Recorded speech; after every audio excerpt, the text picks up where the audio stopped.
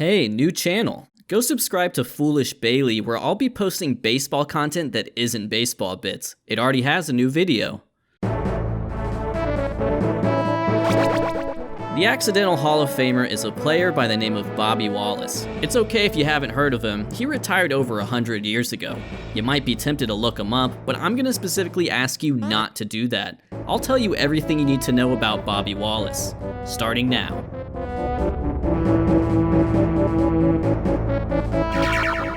Here's some frequently asked questions about Bobby Wallace. Question number 1, what's his deal?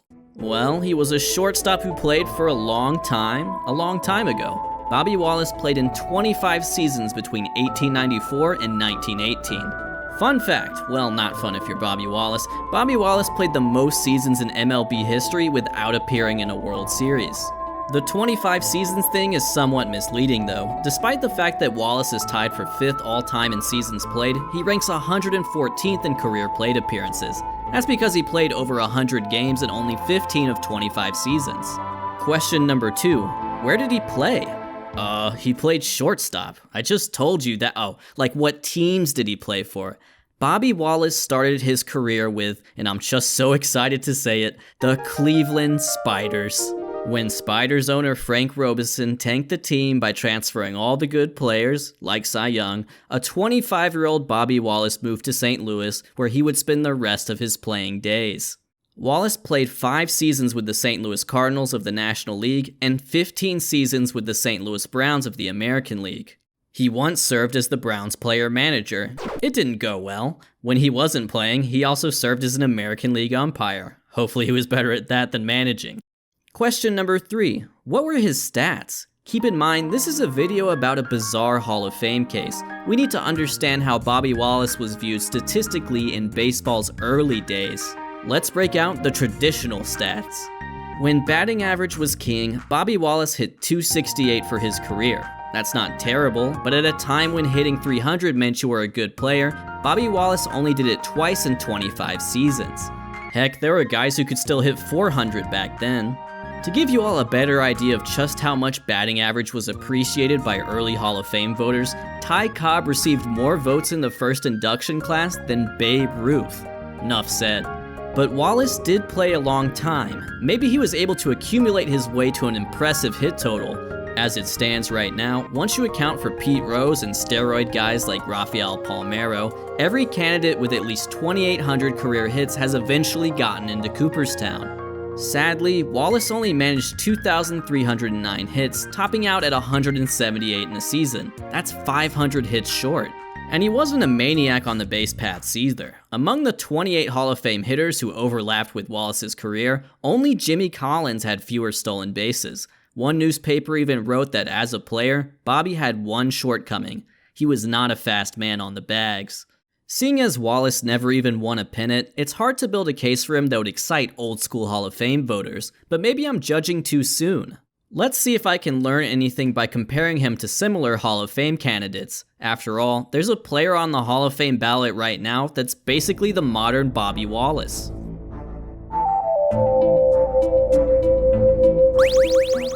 It's at this point in the video that I should remind you all that Hall of Fame voters are about as inconsistent as Rougned Odor. Very similar players can produce shockingly dissimilar outcomes in terms of voting results. Just look at first ballot Hall of Famer Kirby Puckett and one-and-done candidate Jim Edmonds.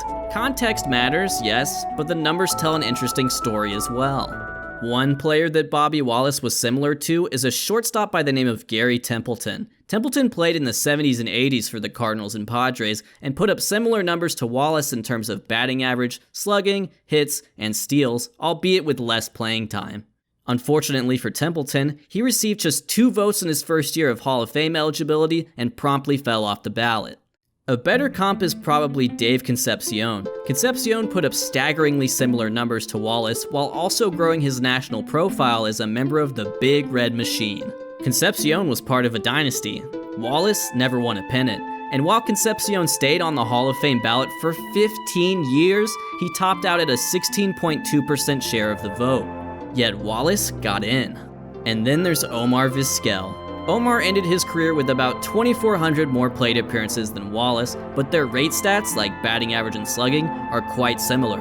More so, these two have similar legacies. They were both light-hitting shortstops who played for a long time. In fact, when Vizquel became the oldest shortstop in MLB history at age 45, he broke a record that belonged to Wallace.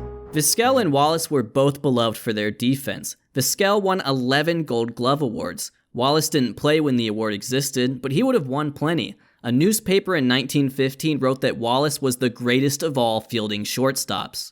It seems like Omar Vizquel has a good chance to get in, perhaps on the back of reaching that 2,800 hit mark. He's won over 50% of the voting share in just 3 years on the ballot. Perhaps he's one of the few benefiting from such an arbitrary process. After all, it's harder to get into Cooperstown now than ever before.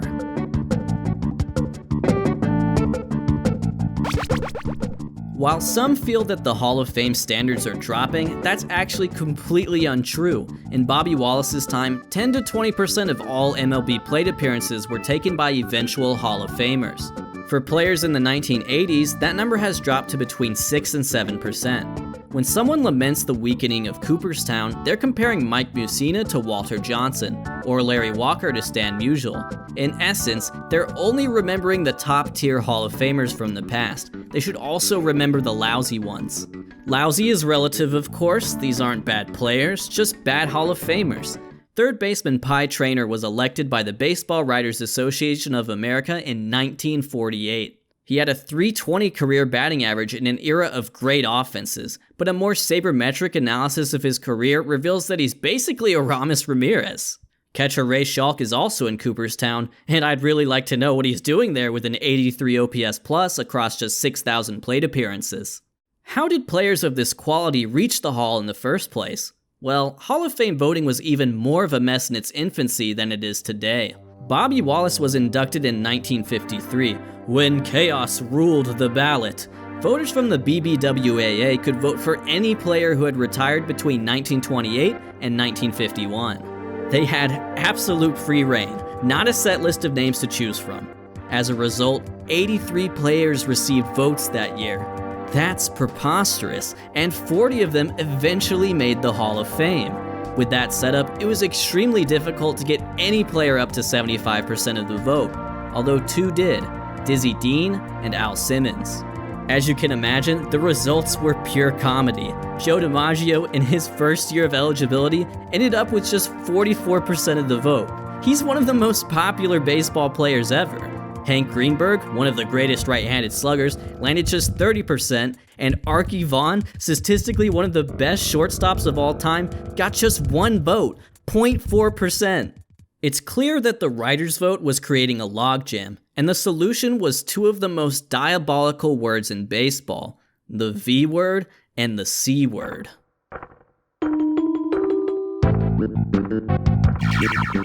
By now, you've probably figured out that Bobby Wallace wasn't elected by the writers. They never gave him the time of day, as he topped out at just 2.7% of the vote. See, Wallace was elected by the Veterans Committee, a small group of important baseball people who convened to vote on older players the writers may have missed on. Historically speaking, the Veterans Committee is responsible for most of the, really, that guy, Hall of Famers. Harold Baines is the most recent example. Seeing as the committee is a small group of people voting on their peers, it serves as a breeding ground for cronyism. Hall of Famer Frankie Frisch is the best example of this. He ran the committee in the 60s and 70s, using it to sneak his Giants and Cardinals teammates into Cooperstown. This included Dave Bancroft, Chick Hafey, Jim Bottomley, and High Pockets Kelly. Good players, not exactly legends of the game. Yeah, high pockets but low standards, am I right?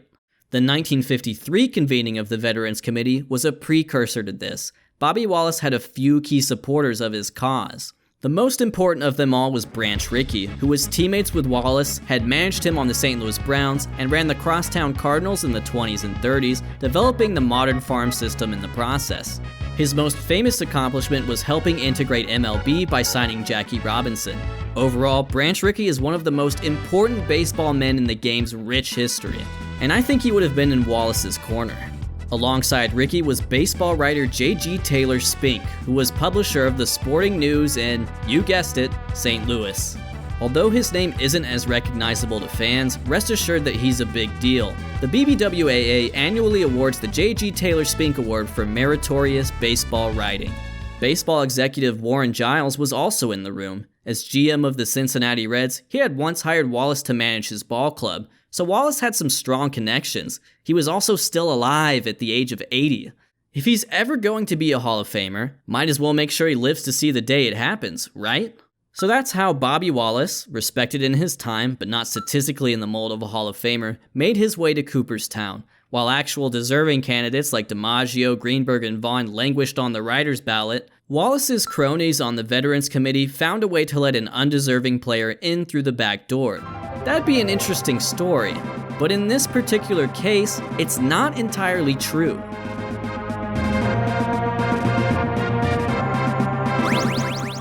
Bobby Wallace fell short of the traditional markers needed to reach the Hall of Fame, but thankfully, we've developed new ways to measure a player's contribution since then.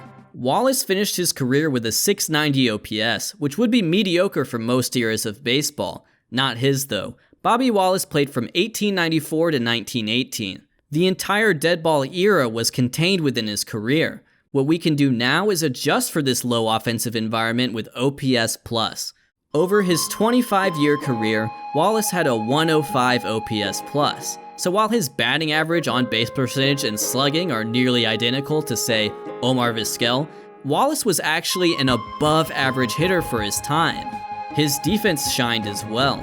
Defensive metrics from back then are really primitive, but we can do simple range factor math to reveal that Bobby Wallace made about 237 more outs than the average shortstop across his entire career. He also began his career as a pitcher, where he tossed 400 innings with a 1.25 ERA+. All in all, Baseball Reference currently credits Wallace with, drumroll please, 76.3 wins above replacement.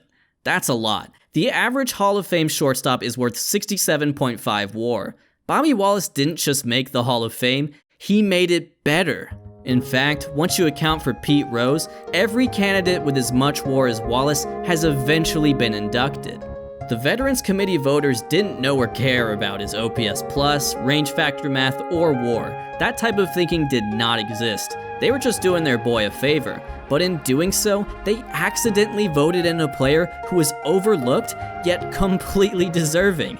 There are players like him who weren't so lucky, namely his peers Jack Glasscock and Bill Dallin. Wallace could have ended up like these poor saps, but he didn't. There is still a path for Glasscock and Dallin, though. The Hall's Early Days Committee will reconvene in a year. Look, Hall of Fame voting is a mess. There's still no definitive answer on what to do with the steroid users. BBWAA voters are too stringent, and the committees are sometimes too loose. But way back in 1953, they got something right for the wrong reasons. Bobby Wallace was enshrined in Cooperstown at the age of 80. Turns out the accidental Hall of Famer completely deserved it all along.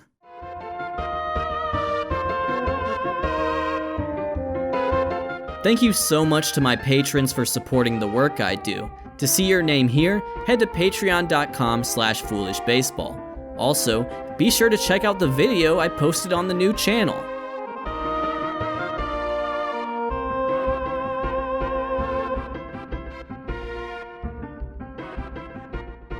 Hey, it's me again. Just here to record a quick, off the top of the dome, thank you message for my in-screen people. You're clearly dedicated if you made it this far. So I'll just say, happy holidays, and thank you so much for an amazing 2020. Take care.